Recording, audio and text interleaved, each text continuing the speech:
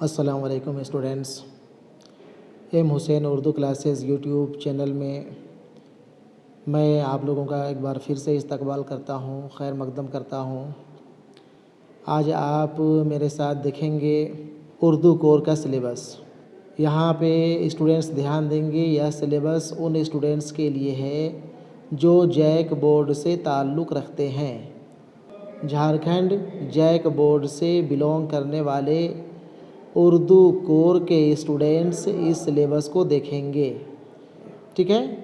آپ دھیان سے اگر سلیبس دیکھیں گے، امتحان کو لے کر کے بہت حد تک جو آپ پریشان ہیں وہ پریشانی آپ کی ختم ہو جائے گی، ٹھیک ہے؟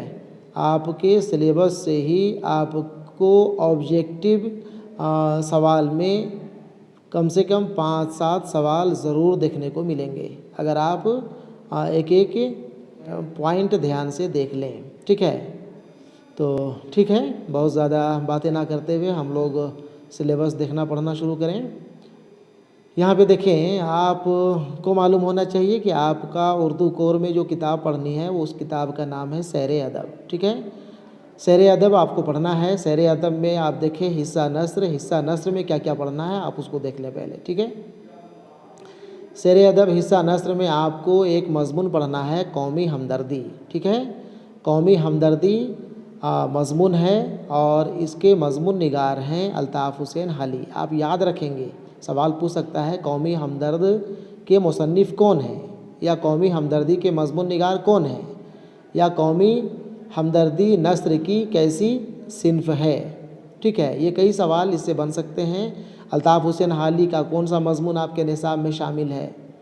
الطاف حسین حالی کے ذریعے لکھے گئے قومی ہمدردی نثر کی کیسی صنف ہے؟ کئی سوالات آپ کو ایک ہی پوائنٹ سے بن سکتے ہیں، ٹھیک ہے؟ اس لیے ایک ایک پوائنٹ آپ دھیان سے دیکھتے جائیں گے۔ قومی ہمدردی مضمون ہے، یاد رکھیں گے، مضمون ہے الطاف حسین حالی کے ذریعے لکھا گیا، ٹھیک ہے؟ اس کے بعد غسلیات انشائیہ نثری صنف میں صنف انشائیہ ہے غسلیات، جس کے انشائیہ نگار یا مصنف ہیں کرشن چندر۔ 3 نمبر میں ہے جہیز ایک افسانہ ہے اور یہ افسانہ سہیل عظیم آبادی کی ہے، ٹھیک ہے؟ آگے دیکھیں، جہیز کے بعد 4 نمبر میں ہے آدمی بھی افسانہ ہے اور افسانہ آدمی کے افسانہ نگار الیاس احمد گدی ہیں، ٹھیک ہے نا؟ اس کے بعد 5 نمبر میں میری سرگزشت، یہ ایک سوانح ہے، سوانح عمری ہے، اس کے سوانح نگار یا مصنف ہیں احسان دانش، ٹھیک ہے نا؟ سیر ادب سے حصہ نثر میں یہی 5 موضوع پہ آپ کو پڑھائی کرنی تھی یا کرنی ہے کہا جائے، جس میں سے قومی ہمدردی مضمون ہے، غسلیات انشائیہ ہے، جہیز افسانہ ہے، آدمی بھی افسانہ ہے، میری سرگزشت سوانح ہے، ٹھیک ہے؟ آگے ہے سیر ادب سے ہی حصہ نظم میں آپ کو پڑھنا ہے آدمی نامہ کے نظم نگار نذیر اکبر آبادی ہیں۔ اس کے بعد نظم تصویر درد کے شاعر علامہ اقبال ہیں۔ بدلی کا چاند پڑھنا ہے، بدلی کا چاند کے شاعر یا نظم نگار جوش ملی آبادی ہیں۔ بوئے گل کے نظم نگار تلوک چند محروم ہیں۔ اس کے بعد 10 نمبر میں ہے دیش بھکت کے نظم نگار یا شاعر ہیں رضا نقوی واہی، ٹھیک ہے نا؟ سیر ادب میں حصہ نظم سے یہی 5 نظمیں آپ کو پڑھنی ہے، ٹھیک ہے؟ آپ یہ بات ذہن میں رکھیں گے کہ کس شاعر کا یا کس نظم نگار کا کون سا نظم آپ کے نصاب میں شامل ہے۔ سوال پوچھ سکتا ہے نذیر اکبر آبادی کی کون سی نظم آپ کے نصاب میں شامل ہے، وہاں پہ آدمی نامہ کے ساتھ ساتھ 3 اور آپشن دیا ہوا رہے گا۔ آپ سلیبس دیکھے ہوئے رہیں گے، آپ آسانی سے آدمی نامہ میں ٹک کریں گے یا آدمی نامہ جواب لکھیں گے، ٹھیک ہے؟ اس طرح سے آپ کا حصہ نظم میں یہی 5 نظمیں پڑھنی ہیں۔ اس کے بعد آگے دیکھا جائے سیر ادب میں ہی حصہ غزل ہے اور حصہ غزل میں آپ کو پڑھنا ہے میر تقی میر کی غزل، جس غزل کا شعر کا ایک مصرع ہے، گل گئے بوٹے گئے گلشن ہوئے برہم گئے، ٹھیک ہے نا؟ میر تقی میر کے غزل کا پہلا مصرع ہے، گل گئے بوٹے گئے گلشن ہوئے برہم گئے، ٹھیک ہے نا؟ اب یاد رکھیں گے یا مصرع یا اس طرح کا شعر آپ کو جو دکھائی پڑے گا وہ میر تقی میر کا ہوگا۔ اس کے بعد مرزا اسد اللہ خان غالب کو پڑھنا ہے۔ مرزا اسد اللہ خان غالب ان کے غزل کا مصرع ہے، وہ فراق اور وہ وصال کہاں، ٹھیک ہے نا؟ اس کے بعد 13 نمبر میں اقبال کے شعر کا مصرع ہے، ستاروں سے آگے جہاں اور بھی ہیں۔ 14 نمبر میں فراق گورکھپوری ہے، فراق گورکھپوری کے شعر کا مصرع ہے، دل کشتہ فریب تمنا ہے آج۔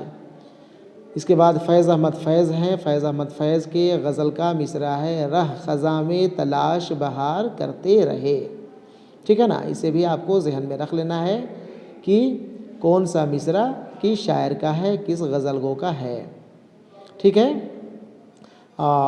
شعر ادب سے بس یہی آپ کو پڑھنا تھا یا پڑھنا ہے کہا جائے۔ حصہ نثر، اس کے بعد حصہ نثر کے بعد حصہ شاعری میں آپ کا حصہ نظم اور حصہ غزل ہے، ٹھیک ہے؟ یہاں پہ جتنے بھی شاعر و ادیب کا نام ہے یا مصنف اور شاعر کا نام ہے، ان کے حالات زندگی بھی آپ کو پڑھ لینا ضروری ہے۔ آپ کہیں سے بھی الطاف حسین حالی کو پڑھ لیں گے، کرشن چندر کو پڑھ لیں گے، سہیل عظیم آبادی کو پڑھ لیں گے، بہرحال جتنے بھی یہاں پہ مصنف اور شاعر ہیں آپ کو ان کے حالات زندگی ضرور پڑھنی چاہیے، ٹھیک ہے نا؟ بہت تفصیل سے نہیں، تب بھی آپ کو مختصر میں ان کو جاننا ضروری ہے، ٹھیک ہے؟ ٹھیک ہے، آگے دیکھا جائے۔ آگے ہے آپ کا حصہ قواعد۔ حصہ قواعد میں آپ کو سوال میں پوچھ سکتا ہے، واحد جمع پوچھ سکتا ہے، الفاظ اضداد پوچھ سکتا ہے، محاورے پوچھ سکتا ہے، ضرب المثل پوچھ سکتا ہے، ٹھیک ہے نا؟ تو کچھ بھی جو ہے آپ کو حصہ قواعد سے پوچھا جا سکتا ہے، اور ماڈل کوشچن آپ دیکھے ہوں گے تو آپ کو ضرور حصہ قواعد سے بھی کچھ نہ کچھ سوال دیکھنے کو ملے ہوں گے۔ اس کے بعد خطوط نویسی ہے۔ خطوط نویسی میں اپنے والد صاحب کو، اپنے دوست کو، اپنی ماں کو، اپنی بڑے بھائی بڑی بہن کسی کے نام بھی خط لکھنے کے لیے آپ کو سبجیکٹیو میں سوال آ سکتا ہے، ٹھیک ہے؟ اور خطوط نویسی میں خط کے علاوہ آپ کو درخواست نویسی بھی آنی چاہیے، درخواست کے اوپر بھی سوال پوچھا جا سکتا ہے، ٹھیک ہے؟ آپ ایک دو خط اور ایک دو درخواست لکھنے کا پریکٹس کر کے ضرور امتحان ہال میں جائیں گے، ٹھیک ہے؟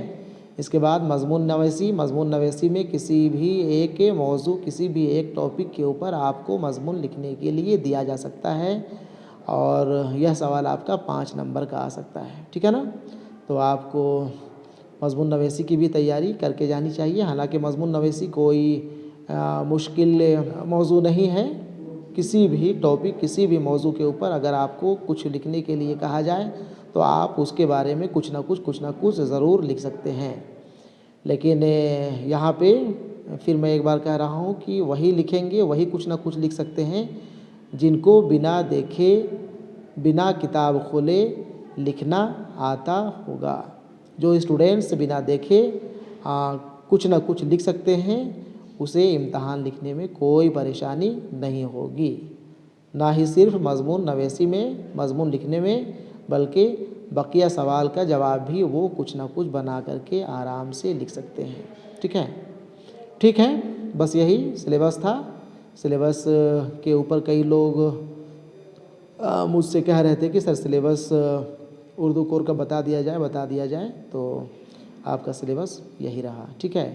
آپ اسے دھیان سے دیکھ لیں گے، ہو سکے تو آپ اس کا اسکرین شاٹ بھی لے کر کے مصنف اور شاعر کا نام اور ان کے ساتھ ان کا مضمون یا افسانہ سوانح جو بھی پڑھنا ہے یا جو بھی نظمیں پڑھنی ہیں ان کا نام ضرور یاد کر لیں گے، ٹھیک ہے؟